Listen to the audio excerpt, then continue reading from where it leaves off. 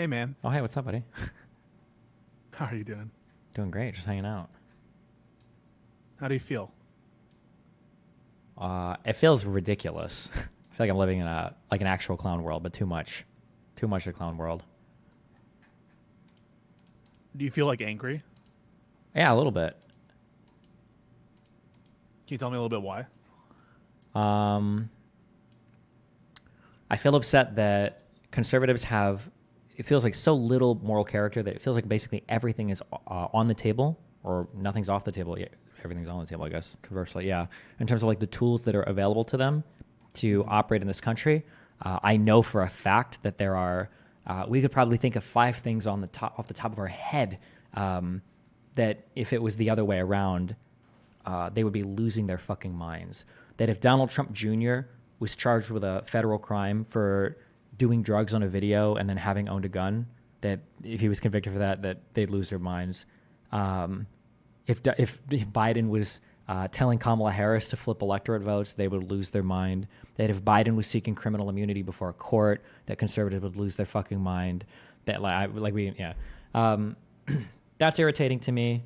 Um, I feel like playing nice with any of these centrist fucks has been irritating to me. The guys that are all the staunchest like Trump defenders that all pretend to be centrists, like all the Tim Pools and the trigonometries and like all these fucking Hmm. losers, is irritating.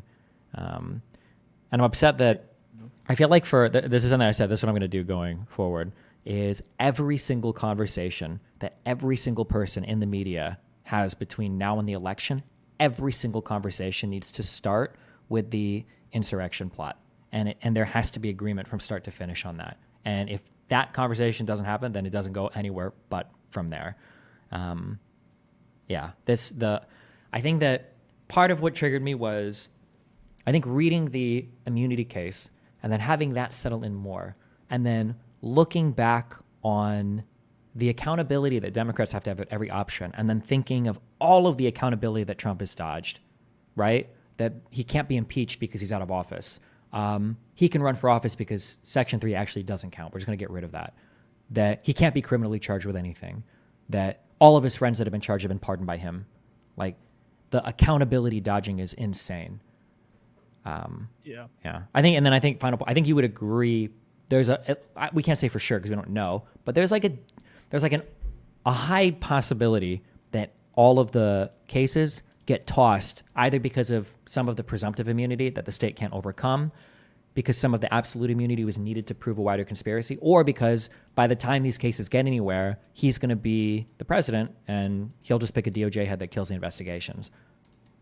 Yeah, I think that that's in terms of what you're saying about the specific indictments. That's true that the immunity decision has put a lot of like holes in a lot of these cases. Even the New York case, I think might be the conviction might be overturned because some of the evidence, not all of it, maybe not even the best part of it, related to conversations Mm-hmm. that he had with members who Yeah. were government employees, right? Although also remember, keep in mind too, you know this, I'm saying more for the audience, but like Hmm. for a criminal conviction, the standard of proof, you have to present before the jury has to be beyond a reasonable doubt. So when people look at a case and they see like four pieces of evidence and like two are key and two are like, okay-ish, just because you're removing a piece of evidence, like a key piece, you only have to bump it down from that beyond a reasonable doubt, and then the case fails, right?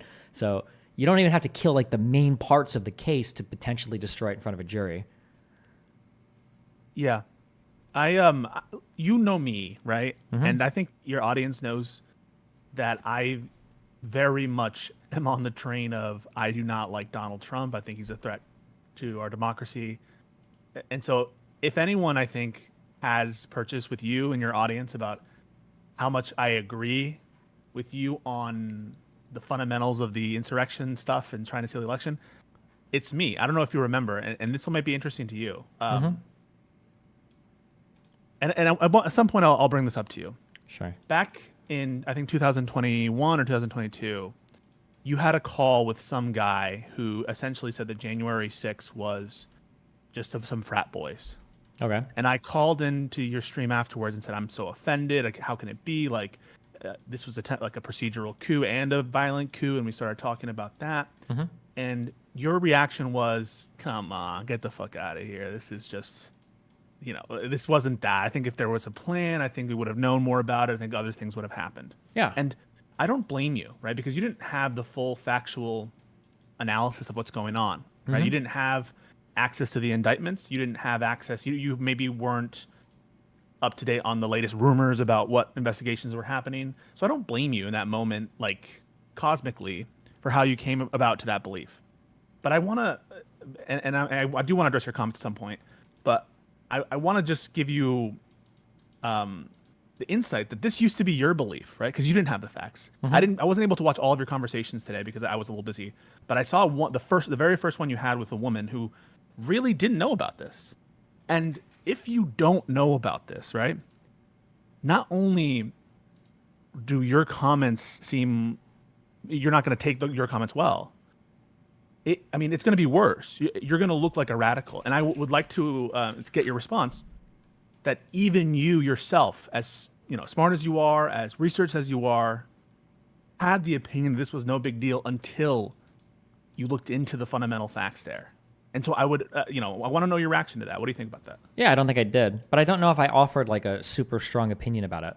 I think that generally, if I don't have a lot of the facts on a particular thing, I just tend to not offer like super strong opinions about it. Yeah, like you wouldn't find me running around screaming on the internet like, "Oh no, it was just a peaceful thing. It was blah blah blah." Like I think it was just like, "Oh, I don't know. I don't think there's enough here." Like I think when I'm even in that tone, I think it was about like, "Oh, I don't know. There's enough here to consider it like an insurrection or a coup." Whether it's because the whole J6 report, the commission stuff, it wasn't out yet, or the indictments weren't out yet, but I didn't have that strong of an opinion on it. Yeah, listen. I think it was a little bit more heated than that, and at one point I'll show it to you. I think it's well, we can go over it, but the reason why it got super heated wasn't because well, I'm just saying it wasn't because of our positions. It was because you were asserting something. I felt like you weren't sourcing it properly. The heated part wasn't over the opinion itself. Oh no, this is before. So I'm not even referencing. Yeah, I understand our long conversation before that. That's not what I'm referencing. I'm referencing years ago. So years ago, before we were talking about the Jan 6 report, before the Jan 6 report even came out, this is pre-hearings. You're well, sure, because I don't think at that time, I don't think there was, in my opinion, I don't think there was any strong evidence at all to support that at the time. No, it seemed like just a deranged protest that turned riot for some of it. Well, I actually disagree. The election conspiracy stuff, the false elector scheme, was known even in the course of the election. We knew that they were doing it and they were trying that, and we knew, for example, the Eastman stuff at the time, and that was all coming out live as it was happening. And now it did not reach like a public, a widespread public. I think it didn't reach like it didn't reach that widespread public audit. But I think it also helped that well, I say it helped, but nobody really read them, I guess. When the Jack Smith indictment came out, that the federal case on the Jack Smith indictment laid like all of it out like very clearly. I think until then it was pretty scattershot in terms of like the pieces that were coming out. And there wasn't like a clear public record or clear public accounting of it. That's fair. The only reason I'm bringing this up in the first instance is if people don't know what they don't know, then just like you don't know what you don't know. Now, you could say they have a duty to inform themselves, but they are stuck in these echo chambers. They are. That's a problem. And it doesn't mean that like, okay, we should just forget about personal responsibility and all that stuff. But I would say that there are people that very close to you, who are also stuck, and it's because maybe they're not strong enough or whatever to break out of those bubbles, but they don't deserve your enmity. I disagree. I think that at a point people do. I understand that people can get stuck in like media bubbles, and I need to read through more history so I can find more examples than just Hitler. But like, I'm sure there are plenty of people that supported Hitler that just like didn't know enough or just didn't have as like an informed opinion. But I don't know if that feels any better. If you're Polish or if you're Jewish and you're like sitting in a camp, you're like, man, those citizens were just misinformed, I guess. I hear you. That's why I think things that you do, because you have a unique ability. And I'm not glazing you. You have something that a lot of people on our side wish we had, which is you have a very unique voice and an ability to connect with certain kinds of people that other people like just don't and could never have. And it's either it's innate to you or it's trained, or it's a combination. And that's why when I see your comments, not that I don't feel some of the anger about the hypocrisy, I do. I absolutely do. I don't necessarily disagree on points of hypocrisy. Yeah, sure. I can short circuit some of this. I'll continue to try to communicate in the way that I do. I will never not make fun of people getting fucked by this. It just won't happen. That's my line. It'll never happen. That's the younger next generation can take over for me or whatever. But in front of these people, I will laugh every fucking time. And if you want to talk me out of that, it'll happen in 10 or 20 years, or it'll be the next whatever streamer that comes along, because I am beyond giving a fuck at this point. To treat people that don't treat the other side as human, for them to grovel and beg for sympathy when they have to, reap what they've sown, so to speak, when the roosters have come up. Fuck that. I'm so far beyond that. So far giving a fuck beyond any of these fucking losers. But go ahead. Yeah, sorry. Can I ask you a question? So, and you don't have to answer if you don't want to. Yeah. Do you wish the attempt had been successful? Do I wish that the attempt had been successful? Fuck, am I even allowed to say anything about that? You don't have to answer that. Here's what I'll say. This is what I will say. I don't know, because I'm trying to Fed post or whatever. Here's what I will say. A failed attempt is probably the worst outcome of anything that could have happened. I'll say that much. I disagree. I think a successful attempt, if that had happened. Mm-hmm. Well, actually, hold on. We might agree. The successful attempt, it wouldn't be an attempt at that point. The successful, whatever, might be the worst thing that could happen. But if it was the worst thing, it would just because of like the country's reaction afterwards, basically, which is possible. Yeah. Well, I mean that's. But I've said this before that like basically the same effect could be achieved if Donald Trump dies of a heart attack. It's going to be the same reaction. People are going to assume that, he was poisoned or some bullshit. Yeah. I think it's a bit of with respect, a cop out, because I think you trying to separate the reaction of it versus what it. No, these events are inextricably linked. They're connected necessarily with people's reactions to them, and so in every possible way, I think if the attack had been successful, it would have been horrible for this country. It would not have made things better. The people that you argue with wouldn't have all of a sudden woken up and been like, "Oh, I guess the fake elector plot." It would have been, I don't know. Maybe there would have been. Sure, I understand that this would have been right. This is the issue that I'm having. I understand you're saying like, "Wow, this would be horrible," and it definitely would be. But like, there's not a. Would you agree with this? Okay, I'm giving you like one of the worst case scenarios. Although I will say, the Trump presidency, I think, went worse than any reasonable person could have said. Would you agree with that? That like the Trump presidency probably was worse than any. Yeah. Okay. So the Trump presidency was worse than any reasonable person could have predicted. There is a non-zero chance that Donald Trump becomes president. That like Sidney Powell is the attorney general, and that tomorrow, 3 or 4 like leading Democrats end up in jail, and we're not allowed to ask questions about that. And we just have to like sit in an uncomfortable limbo where that happens, and the majority of the Republican Party would support it. There's like a non-zero chance that happens when Trump becomes president. Like at that point, is it like, okay, well, hold on now. Now I know that you're tweeting out saying that like this is horrible and people need to take action, but like really, like it's just jail. Like is violence the answer here? Blah blah blah. Like at what point does the switch flip here? Because for me, the switch flip was, I think the past cases, the Supreme Court cases, and the support for it in the Republican Party. Yeah, I'm all in on this Constitution in this country. So like, I'm not going to leave the country, and I know I'm about to get to your question. Mm-hmm. I'm not going to leave the country if Trump gets elected. I think that one of the reasons why I've been calling on Biden to step out is because I think that he doesn't have as good of chance against Trump as other candidates, because I do think that it's possible that Trump gets elected. And everything I've said about Trump and the danger he represents to the democracy and republic is as true as it was the day I said it, and some person trying to shoot at Trump doesn't change that, or anything I said. Now, you've asked me, when does your mind flip into, okay, now we have to start breaking rules out of and get into Dan world? There's a reason why. I'm not even saying like breaking rules. I'm just saying like having absolutely no sympathy for when some people break them. Like I don't think that people should go like full, like I've already said, there's like a chain of like you exhaust your legal options, then you exhaust like a nonviolent commitment, and then if you have to, then you go to the final stage of violent protest. But well, I mean, like, here's a second, right? Mm-hmm. Do you, and you can tell me if you don't feel this. It's possible that you don't feel this, and if you don't, I'm not going to judge you if you don't feel it. I actually do feel really bad for the family of the people who died, right? This is a father. This is a family person. Yes, he is stuck in his ways, or maybe he said the Putin thing. It's like, forgive them for they do not know, right? Like, how can I be consumed and such that I am changing my behavior? Their ignorance is shaping my reaction and making me look unhinged because something has been incredibly hard to get out of for most MAGA people, that they weren't able to do it by themselves and without help.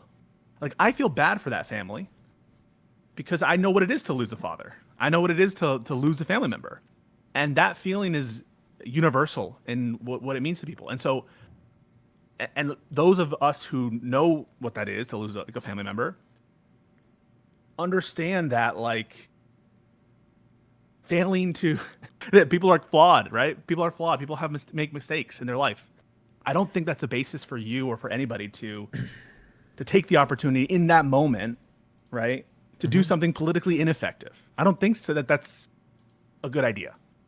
I mean, I probably agree. Yeah, like I said, I don't necessarily condone like assassinations or attempted assassinations or shooting. I think it's good. I don't think it's good strategy or anything. Yeah. Okay, but it's not a good idea because it's not effective. Do you actually feel bad? I mean, think about, you have a family, like some kids who lost their father that day. Is there any part of you that feels bad for what they're going through and the sadness? Yeah, there's probably a little part of me. Yeah. Yeah, I believe that there is too. And so I actually don't think that you saying that you have, I feel no fucks about this person. I don't think that that's true. I think that there's an anger at the hypocrisy. There's an anger at the double standard. But I think that that's masking what is, I think, like a genuine, maybe it's deep down there, feeling of sympathy for a person whose life was extinguished needlessly and for the wrong reasons. And I think that you focusing on, feeling happy or vindication at this person's death, now you're not going to be able to speak with the same kind of authority on other issues. When other shit happens, as you know it will, people will direct you to your comments. That's fine. I don't give a fuck. I didn't take anyone seriously before. It makes zero difference to me. I think I'm trying to find the quote in here. I don't think I'm going to be able to find it. There is a lady who does like foreign reporting, and she traveled through the Middle East, in which she was reporting on the Palestinian issue. I think it was in the 50s. And something that she said that was interesting about the sympathy that she had for some of the people there. I don't know if this is a bit racist or not, because of when it was written. Hopefully not. Mm-hmm. But one of the things that she felt after interviewing so many of them, because she was trying to figure out, like, why do I feel no sympathy, for the way that these people act? And the reason that she felt no sympathy for a lot of them coming away from it was because she realized that they felt no sympathy for any of the Jewish people in the area. That I think she point blank would ask these people, she would say, like, well, why are you fighting? It's like, well, they took our land and we have to fight for it back, and blah, blah. And she's like, well, what do you think they should do? And they're like, well, they should give the land back at least that they took. And she was like, well, if you took land from them, would you give it back? And then they like scoffed and they laughed and they're like, of course we wouldn't give it back. And then she writes a little bit about how, like, this is when I realized why the sympathy levels are so low, and it's because these people have no sympathy for anybody on the other side of the equation. And I think that when I look at the Trumples, I think, like, that's the issue that I have. That this guy is posting tweets about how, here are 4 people, save one, and it's like AOC, Biden, and Hillary Clinton, and then Putin, and he's like, I'd save Putin. And it's like, but hang on, Stephen, that's a tweet that I think that, okay, I hear you. That's a horrible tweet. I disagree with it. Okay. It feels like a tweet that I could imagine you writing. Sure. If it were different people. Sure. I could see you putting on there, like, a bunch of... Hold on, just as a real quick sanity check. If I got killed somehow, before this whole thing, if I would have gotten killed somehow 3 days ago... Yeah. Do you not think that basically every single fucking right-winger online would be celebrating and memeing and laughing? Yeah, okay. Just to be ultra clear about that. Okay. Yeah. But I'm just, like, focused on how can you be the most effective and how can we get to a place we want? You're bringing up the Palestine-Israel example. I think that gets to my point. I understand the... and left-leaning people too, not just right-leaning people. Sorry. My bad. Go ahead, yeah. Yeah, but, like, look at where we are in that issue. That is one of the biggest disasters that there is right now.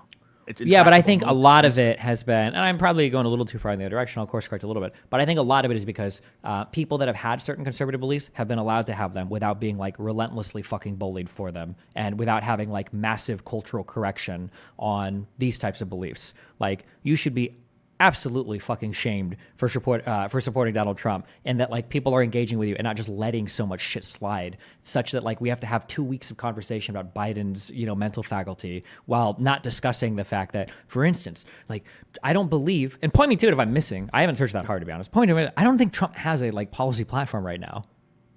Does he? Is there like a website or somewhere? Am I missing? They released a platform. It's pretty broad and it's vague and it's very. I don't disagree. It's cultish to Trump. In Yeah. many respects. It, like this is we're at like unhinged levels of insanity, and the constant calls for that people are making, people like you and people even like me to some extent, of like, well, no, we've got to be better, we got to be better. Like, I don't think that's tenable. I don't think it's realistic to operate in that environment. I don't think anybody can do it. I don't think it's possible. Okay. Something has to change there. If I can't do it, nobody can do it. Okay, not to suck myself off, but I've spent more time in combative spaces than probably almost any other person on the internet that does this type of work. And if it breaks me, there's no fucking shot that an ordinary person, that a trans person who sees somebody get shot and killed at a fucking Trump rally, who had to listen to every single conservative commentator talk about how we like trans people are destroying the country and we need to outlaw all trans, that those people are supposed to feel sympathy, or that that some kind of immigrant to this country, when Trump was saying if you're the descendant of a Mexican, a Hispanic, you can't be a federal judge, that you're too biased to do it, or that we have to like rescind like all the DACA protections, or that we need to block. When Donald Trump came into office, remember his goal, he wanted to block every single Muslim from coming into this country, right? That when you have a person like that and people that support him, and you're begging people on the other side, you're demanding a form of sympathy that the right couldn't muster up in their wildest fantasies, do you acknowledge that position is untenable? That will never happen in any real world, right? It's untenable in that the views of the societies are mutually incompatible. I agree with you. And what's going on, and there are some people who are so dug in that, it is untenable in terms of finding common ground. I don't disagree with that. But do you remember in Game of Thrones where, I think you were talking about Game of Thrones earlier, Robb Stark has captured Jaime Lannister and he has his wolf coming around and says, you insult yourself, Kingslayer. I feel like you insult yourself right now because you say, even I can't do this, right? Even I can't, if I can't do it, no one else can. You've done it, right? You've done what people thought was impossible. You've converted but the temperature MAGA is getting... people. Wait, let me finish this. Yeah. You converted MAGA people. The reason you gave for sitting down with Nick Fuentes and getting chicken, right? I excoriated for you. Mrgirl excoriated you for it. The reason you sit down with people who the left forgot, the people on the left didn't want to address, was because you spoke their language. And you still speak their language because what you're saying right now is getting a reaction, and I think deep down you like the reaction. Sure, but hold on. There are limits. Yeah. There are limits, right? I wouldn't be like, I can talk to a person who is, I think, racist and argue with them about like, race realism. I don't know if I could walk onto a plantation and have a conversation with a guy who's like whipping somebody. I don't think I could do that. I don't think I have it in me to do that. Maybe not while they're whipping, and maybe not the whipper, but maybe the person who is the kid of the whipper, right? Imagine how many people, right? I think I need to see somebody on the other side, like who has influence, making the same calls. I think that if I saw anybody else on the other side, and not like an ex-congressman, not somebody who doesn't matter anymore, who they've completely all thrown out. If I saw anybody on the other side making those same types of advocacy movements, maybe, no, I think it might influence me a bit, or I think it would. But like that side is, not only are they not even saying that like this is wrong or too far, for a lot of them, they don't even accept that it's happened, right? It's not even that they're like, okay, January 6th, sure, it was like an insurrection attempt, but like, you got to understand, like, this is why they did. It's not even that. For a lot of them, it's not even that like, okay, yeah, it was a bunch of crazy fucking riots. For a lot of them, I don't know what it is, if it's 10% or 50%. For a lot of them, there wasn't even any violence. It was just Ray Epps that was like instigating it all, right? So we're not even at the point of them saying like, listen, don't you think you should temper their side? They haven't even acknowledged that it's happened. Or if it is happening, they're saying it was false flags. Where's the Whitmer apologies? Yeah. Where like, it's hard to be in a room with those types of people. It's like, okay, well, you got to like talk to them more gently. And it's like, okay. I don't think you necessarily need to speak. Well, hang on. I don't think you need to speak like they're babies. Because I think that you're right. In a lot of these conversations you've had with like kind of very big people, you go in there and you just try to be as the politest version of you as possible, and it feels bad for you. I don't think you need to be totally hinged, right? You can be a little bit unhinged. But I think that there's a line here for us to walk to be effective. And it's almost like, birds, when they try to teach their little tiny birds. What are they called? I don't know. Messenger pigeons, or I don't. Birds have young birds that they're. Birdlings? Is there a name like chicks? chicks? They're Okay, chicks. That's yeah. the word. Yeah. When they're trying to teach them to fly, it takes a couple times, right? It takes the practice. And the people that you're referencing, I know this is a little bit condescending sometimes, but they literally, you said it yourself. They do not have the facts as you do. The facts they have are distorted. They've been given like the wrong ideas, the wrong impressions. They've been intentionally poisoned by the upstream people. And you're pushing them out of the bird nest and be like, why aren't you flying? And staring down at their like on the ground and asking why they've been unable to fly. Just like the first person you talked to, literally Sure, but I mean, like, doesn't know anything, right? Yeah, about not what's to going be on. like, not to be horrible and carry your bird analogy on, but like, I mean, that's part of birding, right? Is that when you have a flock of birds, that the mother will routinely toss sick ones or weak ones out of the nest because they don't want them stealing food from the other chickens or the other chicklets or whatever, right? I mean, like, No, I get you, but don't think about that bird. Think about Yeah. the million birds in line. So you have your mother bird. You have a million birds in line, and the last thing they see is like, you fucking idiot chick. I can't believe you couldn't fly. Okay, next. Like that, I think is not a way to communicate necessarily where you're going to be at your most effective. Because when you're at your most effective, you're employing convincing rhetoric, but you're not shutting yourself off to the other side. And I think, yes, you have a point to be made. There's a point here, right? One of your points is good. That is the hypocrisy, the double standard. I want to bring that out. That's totally fine for you to talk about. But when you have that to say, and you start by making fun of, even if you think that it's justified to make fun of people who die, who have the wrong opinion or who have wrong knowledge, I'll put that to the side for now. No one is actually listening to your point. Everyone is only listening to your reaction and the emotional nature of your reaction. I'm not going to belabor it because I think that everything I'm saying they're not new things that you haven't considered or you haven't thought about. But that's the only thing I would say is that this election, I agree with all you're saying about its importance and about who Trump is. For you to be your most effective and for you to get other people out of the shadows, to be on your side, I think it requires you to restrain yourself from your deepest impulses, from the most unhinged Nebraska Steve. You don't have to be totally hinged, but pull yourself back from the brink. And I would say refrain from making it seem like you want people who haven't committed any crimes killed just because they're Trumpers. That's the only thing I'd say. Okay, I'll do it next election cycle. But for this one, I don't give a fuck, and I don't give a fuck about two sides again anymore. So Okay. I'll wait until the next election cycle, and maybe at that point, I'm either leaving this shithole place or we will we'll see for the next candidate. Who knows? I love you, though, buddy. Be careful. Much love. Bye-bye. All right, I'll be back tomorrow. We'll read more. Have fun. Peace out. Be careful.